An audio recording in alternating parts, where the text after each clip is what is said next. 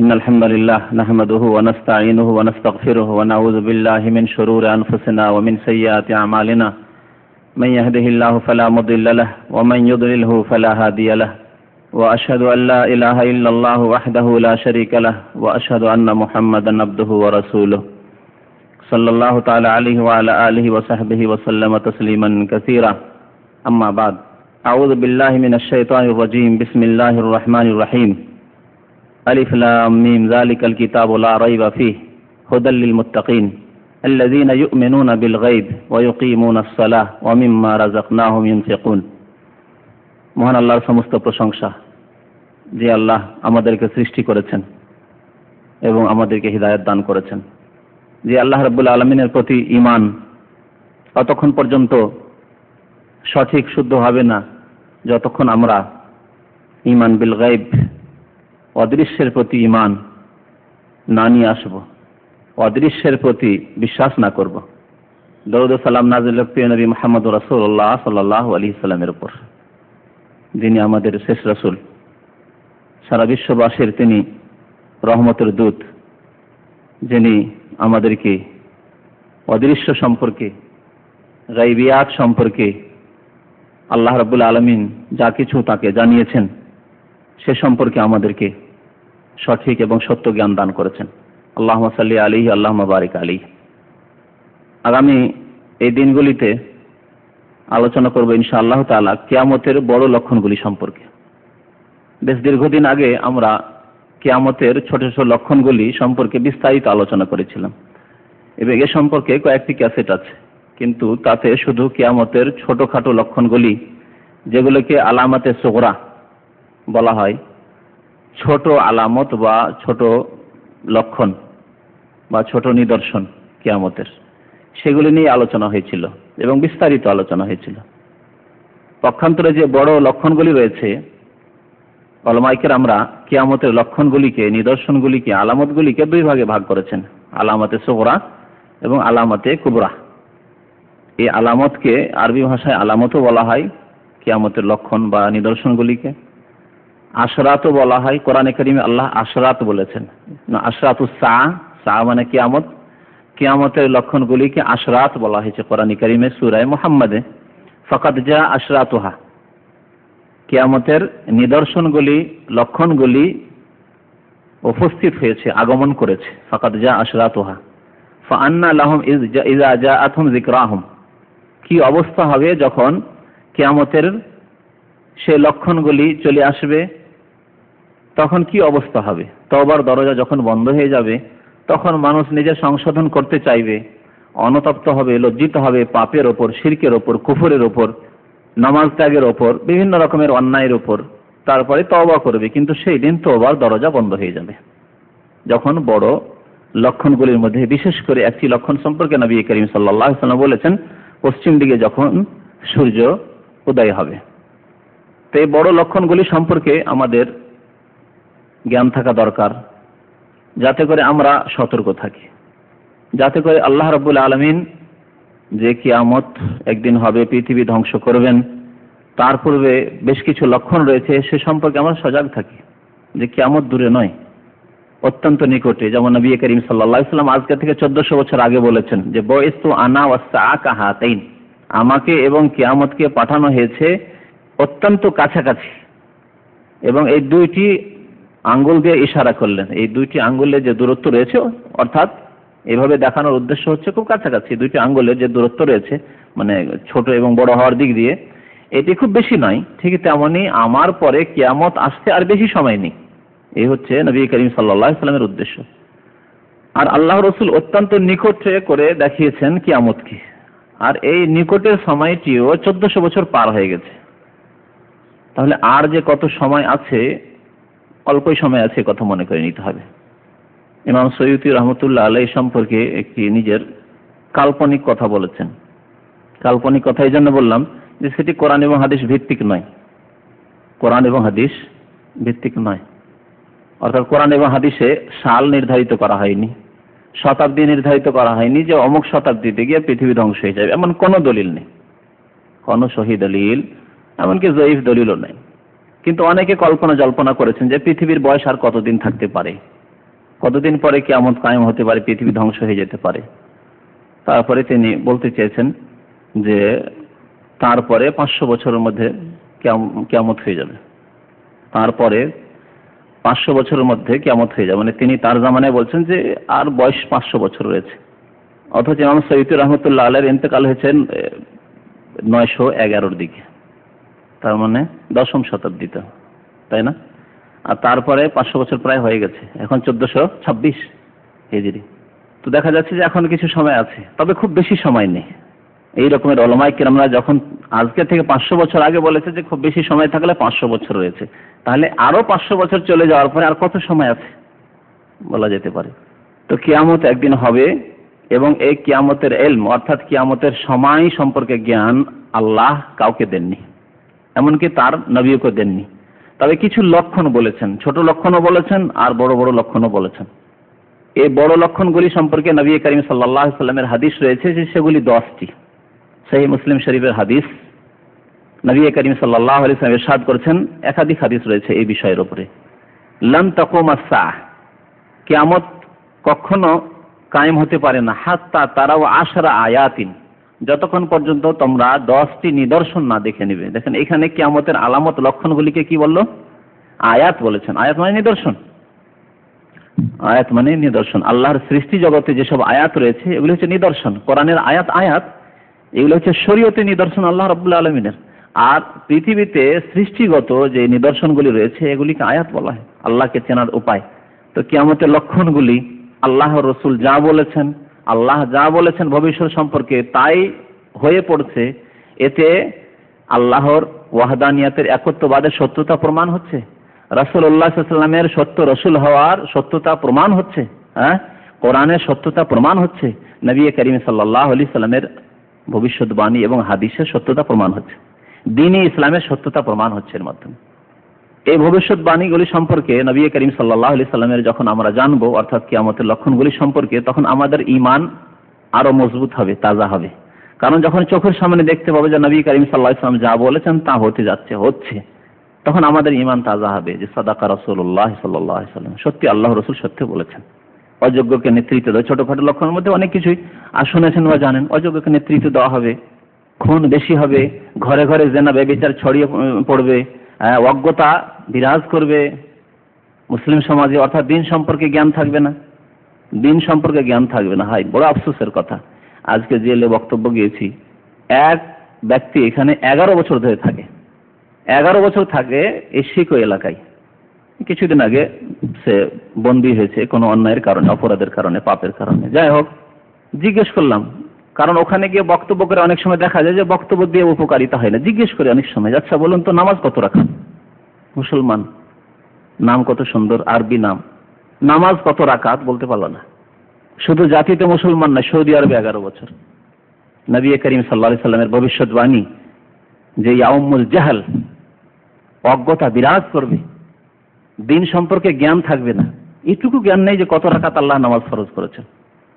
বাকিগুলি ওগুলো বাদ দেন, আত্তাহিয়াত মুখস্থ নেই, দরুদ মুখস্থ নেই, কোনো সূরা মুখস্থ নেই, ইসলামের আরকান কটি জানা নেই, ইমানের আরকান কিছু জানা নেই। এ তো অধিকাংশ মানুষের অবস্থা, মুসলিমদের অবস্থা। প্রথম তো আমার সন্দেহ হতে পারে হয়তো অমুসলিম। যাই হোক, বিষয় অন্যদিকে চলে যাচ্ছে। তো নবী করিম সাল্লাল্লাহু আলাইহি সাল্লামের ভবিষ্যৎবাণীগুলি যখন বাস্তবে দেখতে পাবেন যে মুসলিম সমাজের এই অবস্থা বা পৃথিবীর এই অবস্থা, তখন আরো ঈমান তাজা হবে। সত্যি আল্লাহ রাসূল নিজের পক্ষ থেকে কোনো কথা বলেনি, ওমা ইয়ানতিকু আনিল হাওয়া, আল্লাহর পক্ষ থেকে বলেছেন।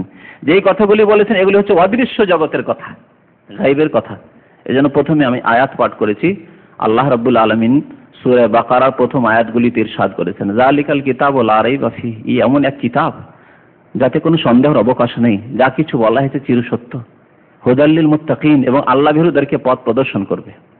আল্লাযীনা ইউমিনুনা বিল গায়ব, আল্লাহ ভীরু কারা, মুত্তাকি কারা, আল্লাহকে ভয় করে কারা, সংযত ব্যক্তি কারা। মুত্তাকির আরেকটি অর্থ হচ্ছে যারা বাঁচবে, মানে পাপ মুক্ত জীবন যাপন করে পাপ থেকে বেঁচে থাকবে কারা। মুত্তাকির আরেকটি অর্থ তাফসীর নেওয়া যেতে পারে যে জাহান্নামের আযাব থেকে বাঁচবে কারা, বাঁচতে পারবে কারা। আল্লাযীনা ইউমিনুনা বিল গায়ব, তাকওয়া মানে বেঁচে থাকা, বাঁচা। তো বাঁচতে কে পারবে আল্লাহর আযাব থেকে, জাহান্নামের আযাব থেকে, কবরের আযাব থেকে? কে মুক্তি পাবে, কে জান্নাত পাবে? সেই মুত্তাকি। কে? প্রথম গুণ আল্লাহ বলছেন আল্লাযীনা ইউমিনুনা বিল গায়ব, ওয়া ইউকিমুনাস সালাহ ওয়া ইউতুনাজ যাকাহ ওয়া মিম্মা রাযাকনাহুম ইউনফিকুন। তাহলে নামাজ, যাকাত, অন্যান্য সমস্ত শরীয়তের বিধিবিধান সবার আগে আল্লাহ কি বলছেন? আল্লাযীনা ইউমিনুনা বিল গায়ব, যারা না দেখে বিশ্বাস করে। না দেখা অনেক কিছু বিশ্বাস করে, যেগুলি বিশ্বাসের কথা মহান আল্লাহ স্বয়ং বলেছেন আল কোরআনুল কারীমে, এবং তার রাসূল সাল্লাল্লাহু আলাইহি সাল্লাম হাদিস শরীফে বলেছেন আল্লাযীনা ইউমিনুনা বিল গায়ব, না দেখে বিশ্বাস করে। তাহলে না দেখে বিশ্বাস করবেন, প্রথম বিশ্বাস করতে হবে। তারপরে যখন ওইটাকে প্র্যাকটিক্যালি দেখতে পাচ্ছি, সত্যি তো আল্লাহ রাসূল যা বলেছিলেন এতদিন দেখিনি, দেখতে পাচ্ছি এখন, তখন ঈমান আরো তাজা হবে একজন মুমিনের। তো কিয়ামতের লক্ষণগুলি হচ্ছে ঈমান বিল গায়বের অন্তর্ভুক্ত, অর্থাৎ অদৃশ্যের প্রতি বিশ্বাসের অন্তর্ভুক্ত। নবী করিম সাল্লাল্লাহু আলাইহি ওয়াসাল্লাম ভবিষ্যৎ সম্পর্কে বলেছেন, ভবিষ্যৎ না দেখা জিনিস সম্পর্কে বলেছেন, এবং অনেকগুলি জিনিস এখনো দেখা যায়নি, বরং বড় বড় যে লক্ষণগুলি রয়েছে সেগুলি আসেইনি এখন। যে লক্ষণগুলি সম্পর্কে নবী সাল্লাল্লাহু আলাইহি ওয়াসাল্লাম কি বলেছেন? হাত্তা তারাও আশারা আয়াতিন, যতক্ষণ 10টি নিদর্শন, আলামত, লক্ষণ তোমরা না দেখতে পাবে ততক্ষণ কিয়ামত কায়েম হবে না। এই 10টির সাথে একটি হচ্ছে এই ইমাম মেহদির প্রতি ঈমান। যদি এই 10টির মধ্যে নবী করিম সাল্লাল্লাহু আলাইহি ওয়াসাল্লাম অন্তর্ভুক্ত করেননি, কিন্তু এটিও একটি নিদর্শন, এটিও একটি বড় ধরনের নিদর্শন। যেহেতু ইমাম মেহদির মাধ্যমে আল্লাহ রাব্বুল আলামিন দিনকে প্রতিষ্ঠিত করবেন, আল্লাহর জমিনে শক্তিশালী করবেন, ন্যায় বিচার কায়েম হবে, অন্যায় দূরীভূত হবে ইমাম মেহদি এবং ঈসা আলাইহিস সালামের মাধ্যমে। নবী করিম সাল্লাল্লাহু আলাইহি ওয়াসাল্লামের ওই 10টি লক্ষণের মধ্যে, আলামতের মধ্যে একটি আছে নজুল ঈসা আলাইহিস সালাতু ওয়াস সালাম, ঈসা আলাইহিস সালামের আকাশ থেকে অবতরণের কথাটি আছে। আর যেহেতু ঈসা আলাইহিস সালামের সাথেই ইমাম মেহদি হবেন, এবং এই ইমাম মেহদি সম্পর্কে কিছু লোকের বিতর্ক রয়েছে, মানে সন্দেহ রয়েছে, যারা বিভ্রান্তির শিকার হয়েছে এই সম্পর্কে। সেই জন্য ইমাম মেহদি সম্পর্কে আজকে আলোচনা করব খুব সংক্ষেপে কয়েকটি হাদিস নিয়ে, আর তারপর আগামী সপ্তাহগুলিতে ইনশাআল্লাহ তাআলা যে 10টি আলামত বা লক্ষণ কিয়ামতের রয়েছে, নিদর্শন রয়েছে, সে সম্পর্কে ইনশাআল্লাহ তাআলা আলোচনা করব, যাতে করে আমরা জানতে পারি যে কিয়ামত ঘনিয়ে এসছে। এবং এই লক্ষণগুলি যখন আসা শুরু, আরেকটি কথা জানেন, এই লক্ষণগুলি 10টি যে বড় লক্ষণগুলি আছে এগুলি কোনোটি আসেনি।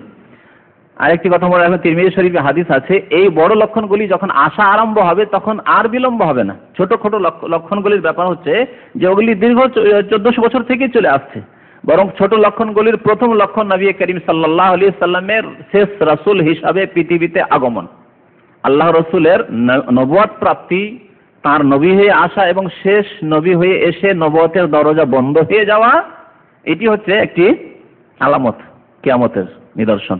আল্লাহ রাসূলের ইন্তেকাল, পৃথিবী থেকে বিদায়, এই একটি লক্ষণ, আলামত, তখন থেকে শুরু হয়েছে। কিন্তু বড় যে লক্ষণগুলি রয়েছে এগুলি যখন আরম্ভ হয়ে যাবে তখন খুব দ্রুত বেগে তাড়াতাড়ি করে এই 10টি আলামত একের পর তাড়াতাড়ি করে চলে আসবে কিছুদিনের মধ্যেই, আর তারপরে পৃথিবী ধ্বংস হয়ে যাবে। কারণ তিরমিজি শরীফে একটি হাদিস রয়েছে যে এগুলির উদাহরণ, এই বড় লক্ষণগুলির উদাহরণ হচ্ছে কিরকম, কান নিজামিন, এই যে তসবির দানা গাঁথানো থাকে, বা মালা, শুধু তসবির দানা নয়, মালাই ধরেন, অনেক সময় মালা, ওই দানাগুলি দিয়ে মালা গাঁথানো থাকে। এই যে মালা গাঁথানো রয়েছে সুতোতে, সুতো যদি ছিঁড়ে যায় বা তসবির যদি সুতো ছিঁড়ে যায় তাহলে কি হবে? ওই যে দানাগুলি আছে ঝরঝর করে একের পর এক খুব দ্রুত বেগে পড়ে যাবে। এমনটা নয় যে একটা আজকে পড়লো কালকে আরেকটা পড়বে, এরকম হবে কি না, সাথে সাথে সবগুলি পড়ে যাবে, সুতো যেহেতু কেটে গেছে। সেই জন্য নবী করিম সাল্লাল্লাহু আলাইহি ওয়াসাল্লাম এই মালার সুতো কেটে, মালার যে দানাগুলি রয়েছে সেই দানার সাথে তুলনা করেছেন ওই 10টি লক্ষণকে, এবং এই যে মালার যে সুতো রয়েছে সেটা ছিঁড়ে গেলে যেমন তাড়াতাড়ি করে মালার দানাগুলি পড়ে যায়, তার সাথে তুলনা করেছেন নবী করিম সাল্লাল্লাহু আলাইহি ওয়াসাল্লাম এই কিয়ামতের পূর্ব মুহূর্তে যে বড় বড় লক্ষণগুলি, আলামতগুলি আসবে সে সম্পর্কে। তো এই ইমাম মেহদি সম্পর্কে কিছু লোকের বিতর্ক রয়েছে বা সন্দেহ রয়েছে, আর কিছু লোকের ভ্রান্ত আকীদা রয়েছে, কিছু লোকের সন্দেহ রয়েছে যে মেহেদী বলে কিছু নেই, এরকম একটি মত। আর আরেকটি মত রয়েছে ভ্রান্ত মত, যে মেহেদী জন্ম নিয়ে রয়েছে, যেমন দাজ্জাল জন্ম নিয়ে রয়েছে। দাজ্জাল সম্পর্কে যখন আলোচনা করবো তখন বলবো। আছে কোথাও? কেউ যদি বলে আছে, আমরা তো পৃথিবী দেখে ফেলেছি। কোথায় পৃথিবী দেখে ফেলেছেন? আজকে আন্তর্জাতিক একজন আসামিকে খুঁজে পাচ্ছে না মানুষরা, আর দাজ্জাল খুঁজে পাবে? হ্যাঁ, কত প্রশাসন লাগিয়ে চেষ্টা করে খুঁজে পাচ্ছেন, এই পেয়ে গেলাম, ধরে নিলাম অমুক পাহাড়ে রয়েছে। কোথায়? একজন সাধারণ মানুষকে খুঁজে পাচ্ছেন না, আপনি দাজ্জাল খুঁজবে। কিন্তু মেহেদী সম্পর্কে একটি ভ্রান্ত আকীদা সেটি হচ্ছে যে তার জন্ম হয়ে গেছে আর তিনি কোথাও আত্মগোপন করে রয়েছেন। পরে শোনাবো এই শিয়া রাফেজি এই গুমরাহদের ভ্রান্ত মতবাদ একটি। আর কিছু এইরকম আলেমরা রয়েছেন যারা তাদের ইজতিহাদ করতে গিয়ে বড় ভুল করেছেন এবং অস্বীকার করেছেন, মানে শিয়াদের শত্রুতাই যে শিয়ারা এই ভ্রান্ত আকীদা রাখে মেহেদী সম্পর্কে, সুতরাং আমরা আহলে সুন্নাত না, মেহেদী বলে কিছু নাই, এসব হাদিস শিয়াদের গড়া, সুতরাং এগুলো বিশ্বাস করা যাবে না। এইভাবে এক শ্রেণীর আলেমরা তারা ভুলবশত তারা অস্বীকার করেছেন বা সন্দেহ করেছেন মেহেদী সম্পর্কে বা মেহেদীর আগমন সম্পর্কে। মেহেদী কোন নবী রাসূল নন, মেহেদী একজন সৎ ব্যক্তি। মাহদী মানে হেদায়েত প্রাপ্ত, সঠিক পথ প্রাপ্ত। হিদায়াত থেকে মাহদী, মাহদী আরবি ভাষায় মাহদিউন হাদা ইয়াহদি থেকে ইসম মাফউল, ওর মানে হচ্ছে যে এই ব্যক্তি সঠিক পথ প্রাপ্ত, অর্থাৎ তিনি সঠিক পথের উপর থাকবেন, ন্যায় বিচার করবেন নিজের ব্যক্তি জীবনেও এবং লোকদেরকে পথ নির্দেশনার ক্ষেত্রেও।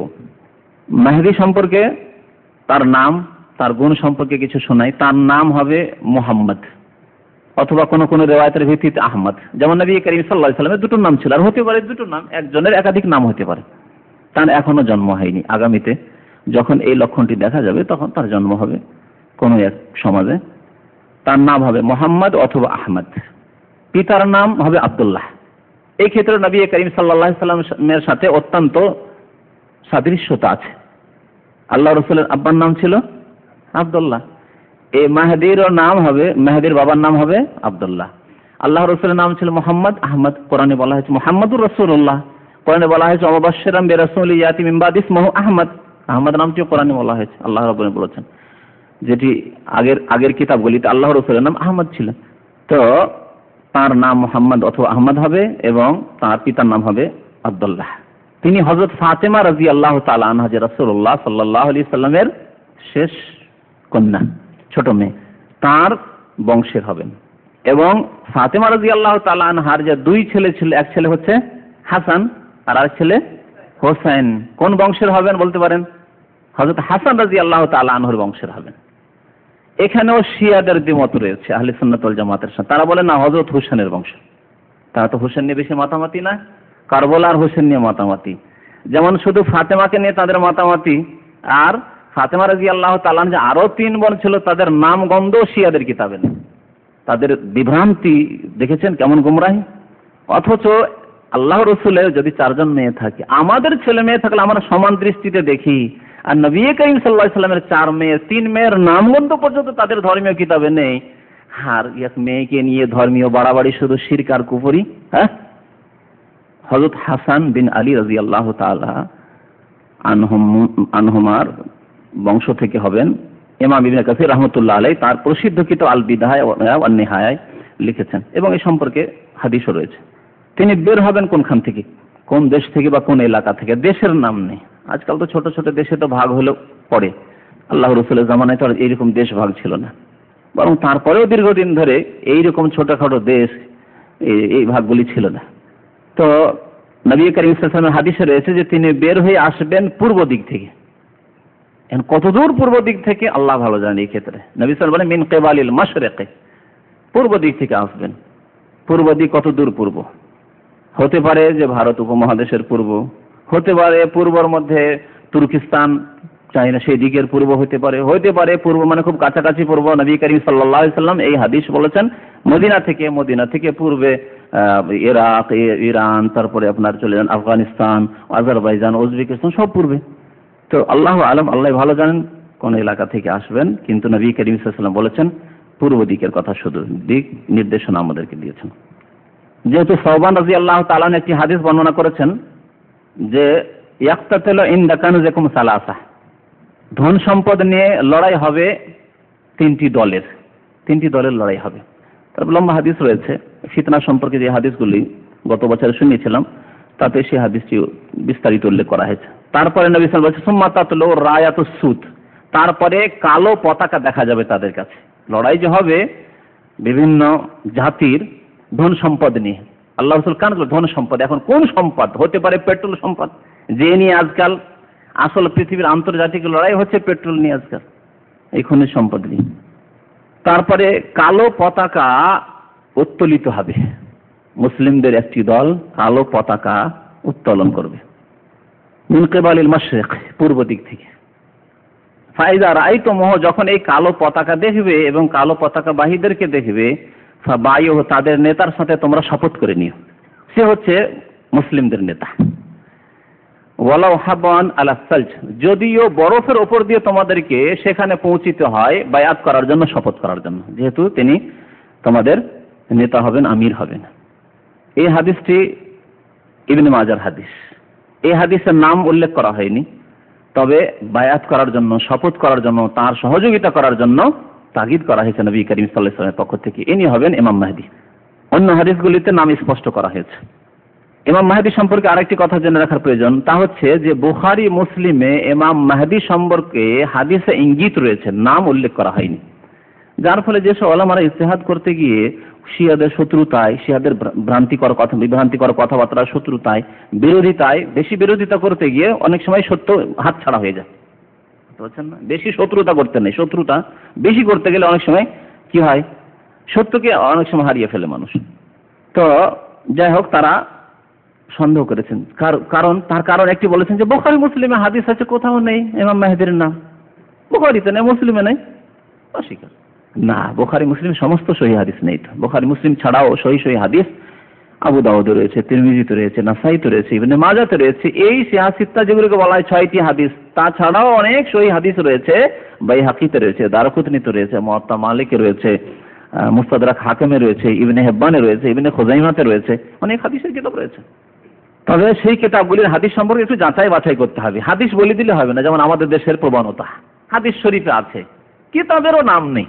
কিতাবের নাম থাকলে তো একটা আইডিয়া পাওয়া যায় যে মুস্তাদরাক হাকিম আছে, তাহলে একটু যাচাই বাছাই করতে হবে। মুসনাদে আহমদে আছে, তা দেখতে হবে সহিহ না সহিহ, তাই না? হাদিস শরীফ আছে, বাস আল হাদিস বা হাদিস শরীফ না, এইটা ঠিক নয়। কারণ এইভাবে জাল, মিথ্যার ছড়াছড়ি হয়েছে মুসলিম সমাজে। আমাদের দেশে যে জালের ছড়াছড়ি, মিথ্যার ছড়াছড়ি বেশি হাদিসের নাম দিয়ে, এর পিছনে কারণ এই যে রেফারেন্স নাই কোন কিতাবে আছে, হাদিস শরীফ বাস, তাও নয় ইবনে মাজার হাদিস। তবে বুখারী মুসলিম ছাড়া আবু দাউদ, তিরমিজি, নাসাই, এই হাদিসগুলো সুনানের কিতাবাদিতে ইমাম মাহদীর কথা স্পষ্টভাবে এসেছে। পক্ষান্তরে বুখারী মুসলিমে স্পষ্ট নেই, কিন্তু অস্পষ্ট কিছু হাদিস রয়েছে, আর যেগুলির ভাব অর্থে হচ্ছে তিনি সেই ব্যক্তি, অর্থাৎ ইমাম মাহদী। তিনি যে আসবেন, যে সত্য, এটি হচ্ছে আহলে সুন্নাত ওয়াল জামাতের আকীদা। সন্দেহ করা ও ঠিক না, তাদের ভুল হয়েছে।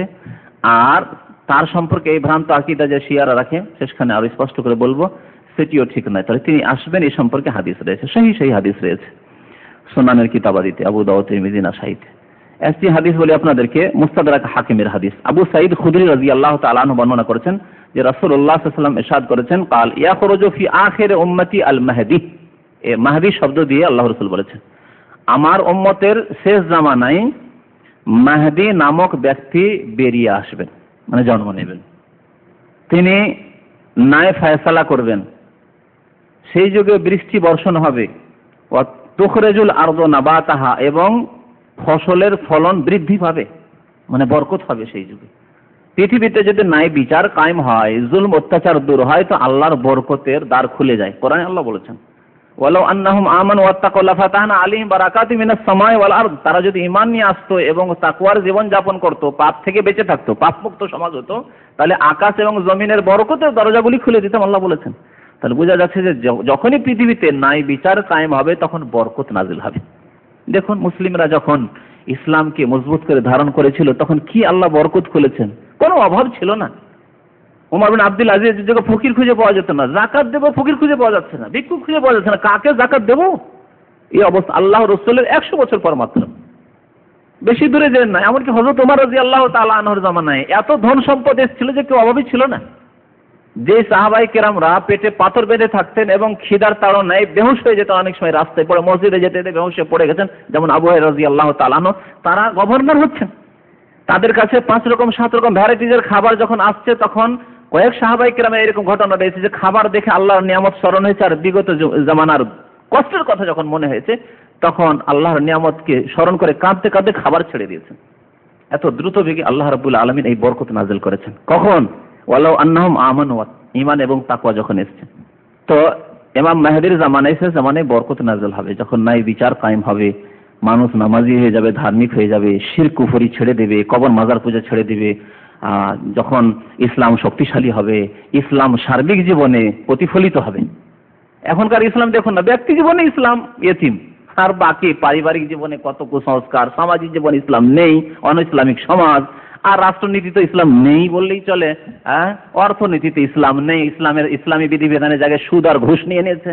সুদী ব্যাংক ছাড়া পৃথিবীতে সুদমুক্ত ব্যবসা বাণিজ্য বা সুদমুক্ত আদান প্রদানের প্রতিষ্ঠান পাওয়াই মুশকিল পৃথিবীতে। কোথায় রয়েছেন আপনি?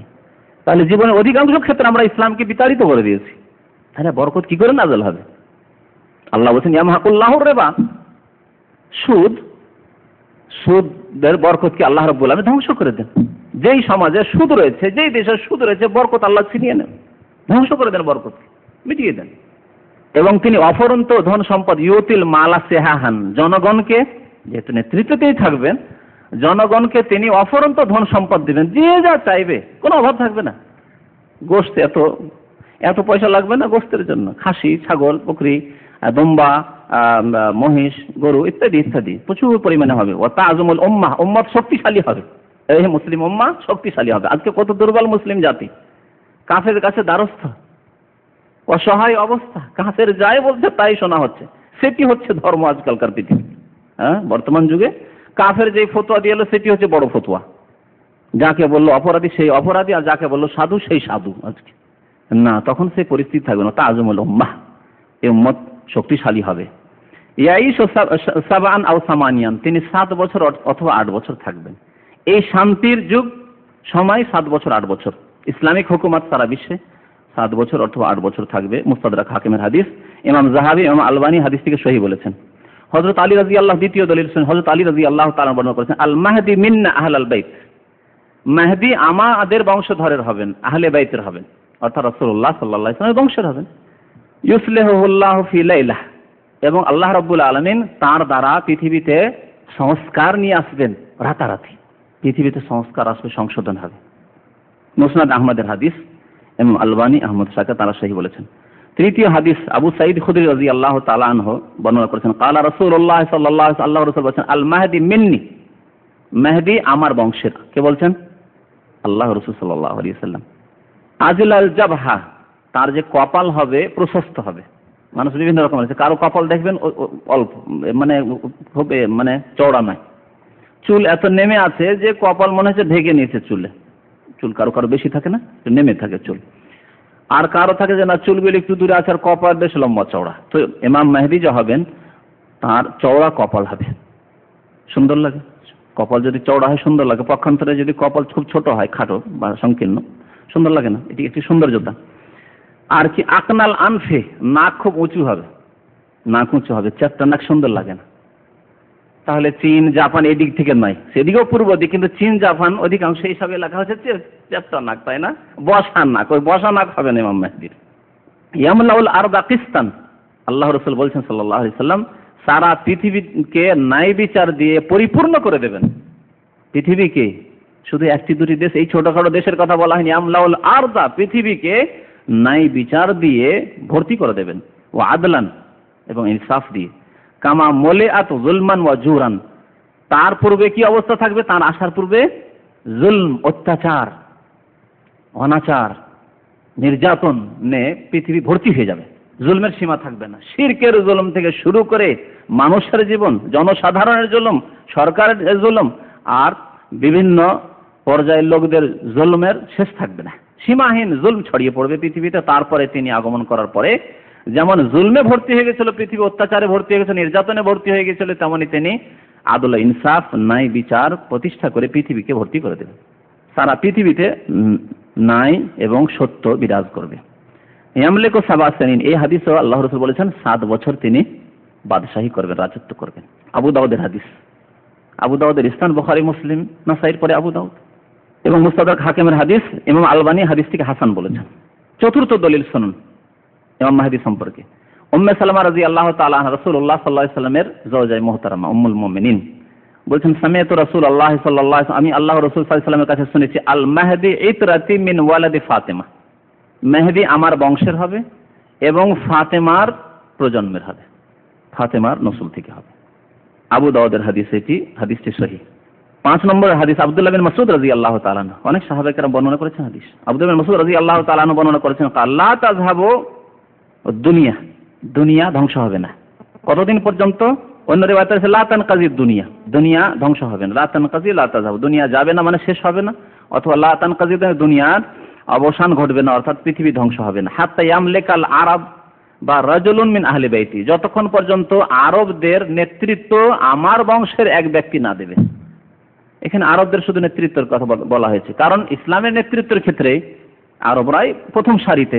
যখন তিনি আরবদের নেতৃত্ব দেবেন তাহলে অন্যরা তো তাদের পেছনে পেছনে, তাহলে সবার নেতৃত্ব, সমস্ত মুসলিম উম্মতের নেতৃত্ব দেবেন তিনি। ইউ আতি ইসমহু ইসমি, এই হাদিস আরো স্পষ্ট, তার নাম আমার নামের মতো হবে, ইউ আতি মুআফিক হবে, তার নাম আমার নামের অনুকূলে হবে, মানে যে আমার নাম আহমদ মুহাম্মদ তার নামও আহমদ মুহাম্মদ হবে। এই হাদিসে তাহলে স্পষ্ট যে তার নাম হবে আহমদ বা মুহাম্মদ। ওয়াফি রিওয়ায়া, আরেকটি হাদিসে রয়েছে ওয়া ইসমু আবিহি ইসমু আবি, তার পিতার নাম আমার পিতার নাম হবে। এই হাদিসটা আবু দাউদে রয়েছে, ইমাম আলবানী রাহমাতুল্লাহ আলাইহি হাদিসটিকে সহিহ বলেছেন। এই হাদিসগুলি দ্বারা 5টি হাদিস শোনালাম আপনাদেরকে, স্পষ্ট যে ইমাম মেহেদীর নাম দিয়েই স্পষ্ট করা হয়েছে যে ইমাম মেহেদী বলে এক ব্যক্তি আসবেন, সৎ ব্যক্তি, যিনি সারা পৃথিবীর মুসলিম উম্মার নেতৃত্ব দেবেন, জুলম অত্যাচারকে দূর করবেন এবং ন্যায়কে প্রতিষ্ঠা করবেন। পক্ষান্তরে বুখারী মুসলিমে যে হাদিসগুলো রয়েছে যাতে ইশারা ইঙ্গিত রয়েছে, সেই হাদিসগুলি কয়েকটি শোনায় অল্প সময়ের মধ্যে। হযরত আবু হুরায়রা রাদিয়াল্লাহু তাআলা আনহু বর্ণনা করেছেন, কাল, তিনি বলছেন রাসূলুল্লাহ সাল্লাল্লাহু আলাইহি ওয়াসাল্লাম ইরশাদ করেছেন, কালা রাসূলুল্লাহ সাল্লাল্লাহু আলাইহি ওয়াসাল্লাম কাইফা আনতুম ইয নাযালা ইবনু মারইয়াম ফিকুম, তোমাদের অবস্থা সেই কালে কি হবে যখন তোমাদের মাঝে মরিয়মের সন্তান অর্থাৎ কে ঈসা আলাইহিস সালাম অবতরণ করবেন। নাজালা বলা হয়েছে, তাহলে বোঝা যাচ্ছে যে ঈসা আলাইহিস সালাম কোথা থেকে আসবেন? উপর থেকে আসবেন, আকাশ থেকে আসবেন, নাজালা। ওয়া ইমামুকুম মিনকুম, এবং তোমাদের ইমাম যিনি হবেন মানে রাষ্ট্রনেতা। ইমাম মানে শুধু মসজিদে মুসাল্লার ইমাম নয়, এই তো আমাদের যখন ইমামতি শেষ হয়ে গেছে পৃথিবীর ইমামতি, তখন আমরাও শুধু মসজিদের ইমামতিতে ইসলামকে সীমিত করে দিয়েছি। তাহলে আল্লাহ রসুলের যুগ দেখেন, আবু বকরের যুগ দেখেন, ওমর, ওসমান, আলী, এমনকি বানু উমাইয়াদের খলিফাদেরকেও দেখেন, প্রত্যেকে রাষ্ট্রের ইমাম ছিলেন, মসজিদের ইমাম ছিলেন। আবু বকর রাদিয়াল্লাহু যেমন রাষ্ট্রের ইমাম ছিলেন, নেতা ছিলেন, খলিফা ছিলেন, তেমন মসজিদে নববীর কে ইমাম ছিলেন? তিনি, তাই না? হযরত ওমর, হযরত ওসমান, হযরত আলী, হাসান, তারপরে মুআবিয়া রাদিয়াল্লাহু তাআলা আনহু, তারপর অন্যান্য, তারা যেমন পৃথিবীর ইমামত করেছেন, নেতৃত্ব দিয়েছেন, তেমনি মসজিদেরও ইমামত করেছেন। এই ইমামতিতে বিভাজন ছিল না যে ফাসেকরা পৃথিবীর নেতৃত্ব দখল করে নেবে। মুসলিম সমাজে যত ফাসেক, যত বদপ্রকৃতির মানুষ, যত বেনামাজি, যত আত্মসাৎকারী পৃথিবীর ইমামত দখল করে নেবে তারা, আর যারা সৎ লোক তারা মসজিদে ঢুকে যাবে। শুধু মসজিদ তাদের ইমামতকে সীমিত করে দেওয়া হবে না, এটি ইসলাম নয়। আল্লাহ যেন আমাদেরকে শক্তি দান করেন, বলুন আমিন। নবী সাল্লাল্লাহু আলাইহি ওয়াসাল্লাম কি বলেন? ওয়া ইমামুকুম মিনকুম, তোমাদের ইমাম তোমাদের মধ্য থেকে হবেন। তাহলে বোঝা যাচ্ছে যে ঈসা আলাইহিস সালাম ছাড়া আরেকজন ব্যক্তি হবেন যিনি আমাদের ইমাম হবেন, তাই না? রাষ্ট্রনেতা হবেন, আর তিনি হচ্ছেন মাহদী। অন্য হাদিসে স্পষ্ট রয়েছে, আবু দাউদ নাসাই বা অন্যান্য হাদিসে, তিরমিজিতে, যেটি বুখারীতে নেই। তাহলে ইশারা ইঙ্গিত পাওয়া গেল বুখারী মুসলিমের হাদিসে। এই হাদিসটি হযরত জাবের রাদিয়াল্লাহু তাআলা আনহু বর্ণনা করেছেন, সামিআতু রাসূলুল্লাহ সাল্লাল্লাহু আলাইহি ওয়াসাল্লাম, আমি আল্লাহর রাসূলের কাছে শুনেছি, লা তাযালু তায়ফাতুম মিন উম্মতি যাহিরিনা আলাল হক ইলা ইয়াউমিল কিয়ামা, আমার উম্মতের একটি দল কিয়ামত পর্যন্ত সত্যের উপর জয়ী থাকবেন। প্রসিদ্ধ হাদিস বুখারী মুসলিমের। এই হাদিসে একটু বাড়তি রয়েছে যে ফায়ানজুল ঈসা ইবনে মারইয়াম, অবতরণ করবেন ঈসা ইবনে মারইয়াম, মারইয়ামের ছেলে ঈসা আলাইহিস সালাম। ফায়াকুলু আমিরুহু, তাদের আমির তখন বলবে, তাহলে তাদের আমির ঈসা আলাইহিস সালাম ছাড়া অন্য কেউ, তিনি হচ্ছেন মাহদী। ঈসা আলাইহিস সালামের যুগেই তিনি জন্ম নেবেন। তাল সাল্লানা, ঈসা আলাইহিস সালাম যখন নেমে আসলেন, ইমাম মেহেদীর পরে তিনি আসবেন, তাকে তিনি ইস্তেকবাল করবেন, অভ্যর্থনা জানাবেন, তারপরে তাকে নিয়ে আসার পরে বলবেন যে নামাজ পড়ান। ঈসা আলাইহিস সালাম এসেছেন, তিনি আল্লাহর রাসূল ছিলেন, তো বলবেন তাল সাল্লানা, আমাদেরকে নামাজ পড়ান, ইমামত করেন। ফায়াকুলুল্লাহ, ঈসা আলাইহিস সালাম বলেন, না, আমি নামাজ পড়াবো না। কে নামাজ পড়াবে? ইন্না বাদাকুম আলা বাযিন উমারা, তোমরাই তোমাদের একে অপরের ইমাম হবে, মানে তোমাদের মধ্য থেকে ইমাম হবে, আমি এসে ইমাম হব না, তোমাদের মধ্য থেকে ইমাম হবে। তাকরিমাতুল্লাহ হাযিহিল উম্মাহ, এই উম্মতকে আল্লাহ সম্মানিত করেছেন, আমি এই উম্মতের অন্তর্ভুক্ত ছিলাম না, আমি ঈসা আগের উম্মতের রাসূল, সুতরাং এই উম্মতের মধ্য থেকে তোমাদের ইমাম হবেন। অর্থাৎ কে ইমাম হবেন? ইমাম মেহেদী, নামাজের ইমামত করবেন ইমাম মেহেদী। মুসলিম শরীফের হাদিস। 3 নম্বরের দলিল, এও জাবের রাদিয়াল্লাহু তাআলা বর্ণনা করেছেন, বলছে ইয়াকুনু ফি আখির উম্মতি খলিফা, আল্লাহ রসুল বলছেন যে আমার উম্মতের শেষ যুগে একজন খলিফা হবেন। খলিফা মানে বুঝছেন তো না? রাষ্ট্রনেতা, ইসলামিক রাষ্ট্রনেতা, খলিফা, যিনি কোরআন এবং সুন্নাহ ভিত্তিক দেশ পরিচালনা করেন, তিনি খলিফা। আজকেও হতে পারেন, কিয়ামতের কাছাকাছি সময় হতে পারে, যে কোনো সময়। আবু বকরকে খলিফা বলা হচ্ছে, ওমরকে খলিফা বলা হচ্ছে, ওসমানকে খলিফা বলা হচ্ছে, আলীকে খলিফা বলা হচ্ছে। কিন্তু ধীরে ধীরে এই খেলাফতকে ইসলামের শত্রুদের ষড়যন্ত্র এবং ভিতরের যে শক্তি রয়েছে এবং পাপ, এগুলির কারণে ইসলামিক খেলাফত ধ্বংস হয়ে গেছে। যখন মুসলিমরা আবার তাদের সত্য দিনের দিকে ফিরে আসবে, দিনকে প্রতিষ্ঠা করবে, আল্লাহ এই খেলাফত দান করবে। এর আগে আমি একটি আলোচনা বলেছি, আল্লাহর ওয়াদা রয়েছে না, সূরা নূরের আয়াত, ওয়াদাল্লাহুল্লাযিনা আমানু মিনকুম ওয়া আমিলুস সালিহাত লা ইস্তাখলিফান্নাহুম ফিল আরদ। আল্লাহর ওয়াদা রয়েছে তোমাদেরকে আবার খেলাফত দান করবেন। কখন দান করবেন? ইয়াবুদুনানি লা ইউশরিকুনা বিশাই। আল্লাহ বলেছেন আমার ইবাদত করতে হবে আর শিরককে পৃথিবী থেকে মিটাতে হবে। আর হাজার হাজার লক্ষ লক্ষ কবর মাজারের পূজা, পীরের পূজা, আর ইসলামিক আন্দোলন করছি আমরা, ইসলামিক আন্দোলন, ইসলামিক রাষ্ট্র পরিচালনা করব, ইসলাম কায়েম করব, দিন কায়েম করব, এইসব পরিভাষা শুধু মুখেই থেকে যাবে। আর কিছু লোকের গদিতে যাওয়া হবে, আর কিছু খাওয়া দাওয়া হবে, আর কিছু হবে না। শিরক মিটাতে হবে পৃথিবীতে। কি বলছেন নবী করিম সাল্লাল্লাহু আলাইহি সাল্লাম? ইয়াকুনু ফি আখির উম্মতি খলিফা, আমার উম্মতের শেষ যুগে একজন খলিফা হবেন। ইয়াহসিল মাল হাসিয়ান, তিনি মোট ভর্তি করে, মুষ্টি ভর্তি করে ধন সম্পদ দেবেন, সোনা দানা দেবেন, সোনা চাঁদি ধন সম্পদ উঠাবেন আর দেবেন, ওঠানে দেবেন। এত ধন সম্পদের প্রাচুর্যতা হবে সেই খলিফা। লা ইয়াউদ্দুহু আদাদুন, এত ধন সম্পদ তিনি দেবেন জনসাধারণকে সেই যুগে যে কোনো মানুষ গণনা করে শেষ করতে পারেন যে কত টাকা পেলাম আমি, কত ভরি সোনা পেলাম, কত ভরি চাঁদি পেলাম, কেউ গণনা করে শেষ করতে পারবে না। হাদিস মুসলিম শরীফের। তাহলে এই হাদিসগুলি বুখারী মুসলিমে রয়েছে, যে হাদিসগুলির দ্বারা স্পষ্ট যে একজন আমাদের আমির হবেন। আর সেই আমিরের কথা অন্য হাদিসে বিস্তারিত তার নামের কথা রয়েছে, তার বাবার নামের কথা রয়েছে। এই জন্য উলামায়ে কেরামরা বলেছেন আহলে সুন্নাত ওয়াল জামাতের যে ইমাম মেহেদী সম্পর্কে হাদিসগুলি হচ্ছে মুতাওয়াতির হাদিস, অর্থাৎ বহু সনদ থেকে এসেছে, অনেক সূত্র থেকে বর্ণিত হয়েছে। আর যাকে অস্বীকার করা হচ্ছে বিভ্রান্তিকর কথা, অস্বীকার করা হচ্ছে গুমরাহি। আমাদেরকে ঈমান নিয়ে আসতে হবে। আর এটি হচ্ছে গায়বের প্রতি না দেখে ঈমানের অন্তর্ভুক্ত। যে কথা আল্লাহ বলেছেন মুমিন মুত্তাকিদের সম্পর্কে, আল্লাযীনা ইউমিনুনা বিল গায়ব, যারা না দেখে বিশ্বাস করে। এবং এ সম্পর্কে অনেক উলামায়ে কেরাম কিতাব পর্যন্ত লিখেছেন এবং তারা বলেছেন যে হাদিসগুলি মুতাওয়াতির। যেমন কিতাব লিখেছেন ইমাম শাওকানি রাহমাতুল্লাহ এই বিষয়ের উপরে, ইমাম মেহেদী সম্পর্কে কিতাব লিখেছেন এবং তিনি বলেছেন যে হাদিসগুলি মুতাওয়াতির। আর ইমাম নওয়াব সিদ্দিক হাসান খান ভূপালী তিনিও বলেছেন হাদিসগুলি মুতাওয়াতির। ইমাম হাফেজ ইবনে কাসির রাহমাতুল্লাহ আলাইহি, মুফাসসির ইবনে কাসির, ইমাম সুয়ুতি, হানাফি উলামাদের মধ্যে মোল্লা আলী কারি রাহমাতুল্লাহ আলাইহি, আরো অনেক উলামায়ে কেরামরা এই সম্পর্কে তারা কলম ধরেছেন, কিতাব লিখেছেন এবং বলেছেন যে হাদিসগুলি মুতাওয়াতির। সুতরাং মুতাওয়াতির হাদিস অস্বীকার করা যে বিভ্রান্তিকর কথা। তবে যারা সন্দিহান হয়েছেন আল্লাহ তাদেরকে মাফ করেন, হয়তো তাদের এক্ষেত্রে ভুল হয়েছে।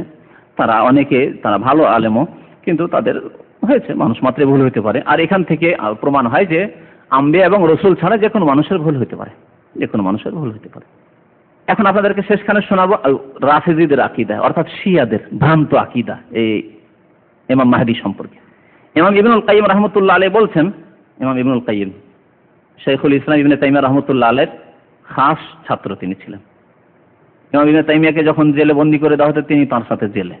ইবনে তাইমিয়া রাহমাতুল্লাহ আলাইহি কিতাব লিখছেন মুখস্থ, কোনো কিতাব নেই, কিতাব ছিনিয়ে না হইলো জেলের মধ্যে, কিতাবও দেওয়া হবে না, যা কিছু আল্লাহ দিয়েছেন ব্রেনে কিতাব লিখছেন। তার সাথে সহযোগিতা করেছেন তার ছাত্র ইবনুল কাইয়িম রাহমাতুল্লাহ আলাইহি। অনেক কিতাবের তিনি লেখক ইবনুল কাইয়িম রাহমাতুল্লাহ আলাইহি। তার মধ্যে প্রসিদ্ধ কিতাব হচ্ছে জাদুল মাআদ। জাদুল মাআদ ইবনুল কাইয়িম রাহমাতুল্লাহ আলাইহির কিতাব, কয়েক খণ্ডে রয়েছে। তিনি বলছেন আম্মার রাফেজা শিয়ারা, যারা রাফেজা এই জন্য বলা যে তারা অস্বীকার করেছে আবু বকর, ওমর, ওসমান এই তিন খলিফার খেলাফতকে। রাফেজ মানে অস্বীকারকারী, রাফেজা এরা অস্বীকারকারী। যে খেলাফতের উপর উম্মতে মুসলিম ইত্তেফাক করেছে, সাহাবায়ে কেরাম ইত্তেফাক করেছেন, ইজমা করেছেন, ঐক্যমত রয়েছে, তাকে তারা এই গুমরাহ পথভ্রষ্টরা অস্বীকার করে যে না, তারা আমাদের নেতা ছিলেন না, খলিফা ছিলেন না, বরং তারা অন্যায়কারী ছিলেন, জালেম ছিলেন, নাউযুবিল্লাহ তাদের কথা।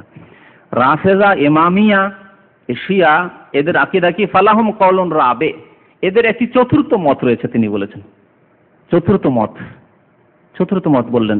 একটি হচ্ছে যারা সন্দেহ করেছেন, অস্বীকার করেছেন একটি মত। একটি হচ্ছে আহলে সুন্নাত ওয়াল জামাতের মত যে ইমাম মেহেদী আসবেন এবং তিনি আমাদের ইমাম হবেন, তিনি নাইকে প্রতিষ্ঠিত করবেন এবং তিনি ঈসা আলাইহিস সালাম ছাড়া আরেকজন ইমাম, ঠিক না? আর তৃতীয় মত হচ্ছে কারো কারো যে ইমাম মাহদি অন্য কোনো ব্যক্তি নন, বরং মাহদি বলা হয়েছে ঈসা আলাইহিস সালামকে। ঈসা আলাইহিস সালাম আসবেন এবং তিনি ন্যায় বিচার কায়েম করবেন, দাজ্জালকে হত্যা করবেন, জুলম অত্যাচারকে দূর করবেন, তিনি হচ্ছেন ইমাম মাহদি। এটা তৃতীয় মত। এজন্য ইবনুল কাইয়িম রাহমাতুল্লাহ কি বলছেন, ফালাহুম কাউলুন রাবে, চতুর্থ ভ্রান্ত মত হচ্ছে কাদের? শিয়া রাফেজীদের। আর তা হচ্ছে ওয়াহু আন্নাল মাহদি হুয়া মুহাম্মদ বিন হাসান আল আসকারি। মেহেদী হচ্ছে কে? মুহাম্মদ বিন হাসান আল আসকারি। আর তিনি এককালে জন্ম নিয়েছেন আল মুনতাজার, যার অপেক্ষায় প্রতীক্ষায় রয়েছে শিয়া জগৎ, পৃথিবীর শিয়া জগৎ, যত শিয়া রয়েছে পৃথিবীর শিয়া যে কোনো দেশের, তারা অপেক্ষায় রয়েছে এই ইমামের। আর ইমাম তাদের দ্বাদশ ইমাম, 12 নম্বরের ইমাম। যারা এই 12 ইমামে বিশ্বাসী তাদেরকে বলা ইসনা আশারিয়া, বুঝতে পারছেন? তো এরা 12 ইমামে বিশ্বাসী, শুধু 12 ইমাম এই কথাটিতে বিশ্বাসী নয়, বরং এই 12 ইমাম যে রয়েছেন এরা নবীদের মতো মাসুম, নির্ভুল, তাদের ভুল হতে পারে না। 12 ইমামের প্রথম ইমাম হযরত আলী রাদিয়াল্লাহু তাআলা, দ্বিতীয় ইমাম হাসান, তৃতীয় হোসেন, জাফর সাদেক, বাকের, হ্যাঁ, এই করতে করতে 12 নম্বরের ইমাম, দ্বাদশ ইমামকে মুহাম্মদ বিন হাসান আল আসকারি। তিনি, তার উপর যখন নির্যাতন হয়েছিল, তাদের ভ্রান্ত কথা, সব কাল্পনিক কথা, কোথাও নেই। তার উপর যখন নির্যাতন হয়েছিল তখন তিনি ছুটে গিয়ে পাহাড়ের কোন সুরঙ্গে ঢুকে পড়েছেন, পাহাড়ের সুরঙ্গে কোন মরুভূমিতে গিয়ে ঢুকে পড়েছেন। তিনি বেরিয়ে আসবেন না, আছেন, মজুদ রয়েছেন, জীবিত রয়েছেন, বেরিয়ে আসবেন না অতদিন পর্যন্ত যতদিন পর্যন্ত কিয়ামত কাছাকাছি না আসবে। ঈসা আলাইহিস সালাম যখন আগমন করবেন তার পূর্বকালে এই পাহাড়ের সুরঙ্গ থেকে, মাটির তলা থেকে বেরিয়ে আসবেন তিনি। এজন্য এই শিয়া জগৎ, এই গুমরাহ জগৎ, তারা মুহাম্মদ বিন হাসান আসকারির নাম যখন আসে, তাদের দ্বাদশ ইমামের নাম যখন আসে, তখন বলে আজ। আজ মানে বুঝেন, এটাও শিখেন, আজ বলে তারা। এটা হচ্ছে সংক্ষেপে শর্ট ফর্ম। শর্ট ফর্ম তো আপনারা বুঝছেন, তাই না? আজকাল দুনিয়াতে শর্ট ফর্ম খুব চলছে, MBBS বলছেন না, ডাক্তারকে ব্যাচেলর অফ যে মেডিসিন অ্যান্ড সার্জারি, MBBS বলছেন। তো এইভাবে MD, মোহাম্মদকে MD করছেন, দেখেন, হ্যাঁ, মোহাম্মদকে MD, আর অন্যরা বলছে মোহাম্মদ MD মানে ম্যানেজিং ডাইরেক্টর। মোহাম্মদকে MD করা ঠিক নয়, এটিও ইংরেজরা শিখিয়েছে আমাদেরকে, কথাটিও জানেন যে MD লিখা ঠিক না। এর জন্য অনেকে বিপদে পড়ছে, এই মোহাম্মদ মোহাম্মদ না লিখে MD লিখে নিয়ে এসছে, আর তার একামা হিন্দু তৈরি হয়ে গেছে। নেপালের 2 জন কালকে এসেছিল আমাদের অফিসে, মুসলমান মানুষ, নামাজি, মক্কা মদিনা যেতে পারছে না, একামা গায়ের মুসলিমে তৈরি হয়ে গেছে। মোহাম্মদ নামটি থাকলে কমপক্ষে তো এই যাওয়া যেত, এই কালটি হয়তো না, বুঝতে পারছেন? তো যাই হোক, আলোচনা শেষ করি। মোহাম্মদ MD নয়, মোহাম্মদ পুরো মোহাম্মদ লিখবেন। এই ক্ষেত্রে শর্ট ফর্ম চলবে না। তো এই যে শর্ট ফর্মের সিস্টেমটি আছে, এই জন্য আমাদের দেশের এক শ্রেণীর লোকেরা রহমতুল্লাহ আলাইকে হ্যাঁ লিখে না, রাদিয়াল্লাহু আনহু, রয়াকার রাদিয়াল্লাহু আনহু, সাল্লাল্লাহু আলাইহি সাল্লাম দন্ত শয়াকার শাহ, অথবা দুরুদ দ, এগুলি কি সংক্ষিপ্ত শর্ট ফর্ম। যদি এই দুরুদের সব পাওয়া যাবে না এই হিসাব করে, রাদিয়াল্লাহ বললেন না আপনি, রহমতুল্লাহ আলী বললেন না, বা সাল্লাল্লাহ না বলে আপনি স লিখে রেখে দিলেন আর দ লিখে রেখে দিলেন, সব পাওয়া যাবে না। এই জন্য এরকম না করে পুরো লেখা উচিত। তো কথা হচ্ছে যে তাদের কাছেও শর্ট ফর্ম আছে, শিয়াদের কাছে। আজ হচ্ছে আজ্জালাল্লাহু ফারাজাহু, এই বড় সেন্টেন্সের শর্ট ফর্ম হচ্ছে কি আজ। আজ্জালাল্লাহু ফারাজাহু মানে আল্লাহ যেন তাকে তাড়াতাড়ি বের করে নিয়ে আসেন। তাহলে তাদের কি স্বপ্ন জানেন? তাদের স্বপ্ন হচ্ছে যে মুহাম্মদ বিন হাসান আসকারি যখন এই 12 নম্বরের ইমাম বেরিয়ে আসবেন, তখন সারা পৃথিবীতে শিয়া রাষ্ট্র কায়েম হবে, সুন্নিদেরকে শেষ করে দেবো আমরা, অমুসলিম শেষ হয়ে যাবে। আর অমুসলিম আমাদের সবচেয়ে বড় অমুসলিম তাদের কাছে আহলে সুন্নাত ওয়াল জামাত, হানাফি, শাফি, মালিকি, হাম্বলি সব আহলে সুন্নাত ওয়াল জামাত, এরা সবচেয়ে বড় কাফের। সুতরাং এরা পৃথিবী থেকে সাফ হবে, আর ইহুদি নাসারা, হিন্দু যা আছে তরুদগুলো সব শেষ হয়ে যাবে। আর তারপরে সারা পৃথিবীতে আন্তর্জাতিক শিয়া ধর্মের রাষ্ট্র প্রতিষ্ঠা হবে, যার স্বপ্ন দেখতো খোমেনি, অনেকদিন ধরে স্বপ্ন দেখতো। এই জন্য তার হাজিদেরকে অস্ত্রের প্রশিক্ষণ ট্রেনিং দিয়ে পাঠাতো এই হজে, এখানে ডিস্টার্ব করার জন্য, হইচই করার জন্য, আর ওই ইনকিলাব জিন্দাবাদ করার জন্য। তারা এসে মিছিল করতো মক্কায়। এইসব ওই যুগটা যারা পেয়েছেন হয়তো, বা যারা পত্র পত্রিকা সেই যুগে পড়তেন বা খবর শুনতেন, তারা জানেন এগুলি। তো ও বড় স্বপ্ন দেখতো যে আন্তর্জাতিক শিয়া রাষ্ট্র আমি কায়েম করে দেবো, যে বিপ্লব ইরানে নিয়ে আসলাম, এই বিপ্লব সারা পৃথিবীতে ছড়িয়ে দিব। এই স্বপ্ন দেখতে দেখতে সে হালাক হয়েছে। তো কথা হচ্ছে যে তারা বলে আজ্জাল আল্লাহ ফারাজাহু, আল্লাহ যেন তাড়াতাড়ি করে ওই দ্বাদশ ইমামকে বের করে নিয়ে আসেন, মোহাম্মদ বিন হাসান আসকারীকে। তিনি বেরিয়ে আসলে সারা পৃথিবীতে ন্যায় বিচার কায়েম হয়ে যাবে, শিয়া রাষ্ট্র কায়েম হয়ে যাবে। ন্যায় বিচার মানে শিয়া রাষ্ট্র কায়েম হওয়া, আর সমস্ত কাফের মানে আহলে সুন্নাত সব সাফ হয়ে যাওয়া। এ হচ্ছে তাদের ভ্রান্ত স্বপ্ন। আল্লাহ তাদের স্বপ্ন, এই বাতিল স্বপ্ন কোনোদিন পূর্ণ করবেন না। কারণ নবী করিম সাল্লাল্লাহু আলাইহি ওয়াসাল্লামের ভবিষ্যদ্বাণী রয়েছে, লা তাযালু তায়ফাতুম মিন উম্মতি আলাল হক, আমার উম্মতের সত্যপন্থী কিয়ামত পর্যন্ত পৃথিবীতে জয়ী থাকবে। আর সত্যপন্থী নিশ্চয় তারা নয় যারা আল্লাহ রসুলের ঘনিষ্ঠ ব্যক্তিদেরকে, আবু বকর, ওমর, উসমান, তাদেরকে বলে তারা মুসলমান নয়। তারা সত্যপন্থী কখনো হতে পারে না। মনে রাখবেন, সত্যপন্থী কারা? যারা আল্লাহ রসুলকে ভালোবাসে এবং মনে করে আল্লাহ রসুলের জন্য আল্লাহ সর্বশ্রেষ্ঠ ব্যক্তিদেরকে নির্বাচিত করেছেন তার সাথী হওয়ার জন্য, সঙ্গী হওয়ার জন্য, তারাই সত্যপন্থী। তো তাদের কথা হচ্ছে যে এ হচ্ছে মেহেদী, মেহেদী জন্মে আছে, আত্মগোপন করে আছে, বেরিয়ে আসলে পৃথিবী আমাদের হয়ে যাবে। তাদের কথা হচ্ছে যে দাখালা সিরদা বা সামেরা, সামেরা নামক একই স্থানের সুরঙ্গে সে ঢুকে পড়েছে বাল্যকালে, বাল্য জীবনে, তিফলান, যখন দেখেছে জুলুম অত্যাচার, সাগীরান, একেবারে বাল্য জীবনে, মিন আকতার মিন 500 সানা। ইমাম ইবনুল কাইয়িম বলছেন যে তার যুগের 500 বছর আগে, তার যুগের 500 বছর আগে। ইমাম ইবনুল কাইয়িমের যুগ হচ্ছে 8ম শতাব্দী, তাই 8ম শতাব্দীর 500 বছর আগে, তার মানে প্রায় 3য় বা 4র্থ শতাব্দীতে, 3য় 4র্থ শতাব্দীতেই তিনি সুরঙ্গে ঢুকে পড়েছেন। এখন পর্যন্ত শিয়াদের এই দোয়া কবুল হচ্ছে না, আজ্জাল আল্লাহ ফারাজা কবুল হচ্ছেও না, আর এই মেহেদী বেরিয়েও আসছে না। ইমাম ইবনুল কাইয়িম লিখছেন ফালাম তারাহু বাদা যালিকা আইনুন, তারপরে কেউ আর দেখতে পায়নি। ওই যে বাল্য জীবনে ঢুকে গেল দ্বাদশ ইমাম, তারপর আর কেউ তাকে দেখতে পায়নি। ওয়াহুম ইয়ান্তাজিরুন, আর শিয়ারা তার অপেক্ষায় রয়েছে কুল্লা ইয়াউমিন, প্রতিদিন। কাইলিনা, তারা দোয়া তো করে, তার সাথে সাথে বলে উখরুজ ইয়া মাওলানা, তাদের কাছে মাওলানা খুব বেশি, না? তারা মাওলানা বলে তাদের মাসুম ইমামদেরকে। 12 ইমাম তাদের কাছে মাসুম, নির্ভুল, তাদের ভুল হতে পারে না, পাপ হতে পারে না, গুনাহ হতে পারে না। উখরুজ ইয়া মাওলানা, বেরিয়ে আসুন মাওলানা, আমাদের মালিক, আমাদের অভিভাবক, আপনি বেরিয়ে আসুন, আপনি বেরিয়ে আসুন, পৃথিবী জুলুম অত্যাচারে ভর্তি হয়ে গেছে, আপনি বেরিয়ে আসুন যে আমরা জয়ী হব। ইবনুল কাইয়িম রাহমাতুল্লাহ আলাইহির একটি কিতাব রয়েছে আল মানারুল মুনিফ, তাতে এই কথাগুলি তিনি বলেছেন। তো যাই হোক, ইমাম মেহেদী সম্পর্কে মোটামুটি আমরা জানতে পারলাম যে আহলে সুন্নাত ওয়াল জামাতের আকীদা, হানাফি, শাফি, মালিকি, হাম্বলি, সবার আকীদা হচ্ছে যে ইমাম মেহেদী আসবেন এবং পৃথিবীতে ন্যায় বিচার কায়েম করবেন। আল্লাহ রাব্বুল আলামিন তার মাধ্যমে এবং ঈসা আলাইহিস সালামের মাধ্যমে দ্বীনকে জয়ী করবেন, শক্তিশালী করবেন, এবং দাজ্জাল তাদের হাতে ধ্বংস হবে এবং দাজ্জালের অনুসারীরাও লাঞ্ছিত হবে, ধ্বংস হবে। আল্লাহ রাব্বুল আলামিন আমাদেরকে সত্য কথা জানার এবং তার প্রতি আমল করার জন্য তৌফিক দান করেন। আল্লাহ রাব্বুল আলামিন দাজ্জালের ফিতনা থেকে আমাদেরকে যেন বাঁচিয়ে রাখেন। আল্লাহ রাব্বুল আলামিন সর্বদা যেন আমাদেরকে সত্যের সাথ দেওয়ার তৌফিক দান করেন, সত্যের সহযোগিতা করার তৌফিক যেন দান করেন, বাতিল থেকে, বাতিল পন্থীদের অনুসরণ থেকে আমাদেরকে যেন হেফাজতে রাখেন। আমিন। ওয়া সাল্লাল্লাহু আলা নবিয়িনা মুহাম্মদ ওয়া আলা আলিহি ওয়া সাহবিহি আজমাইন।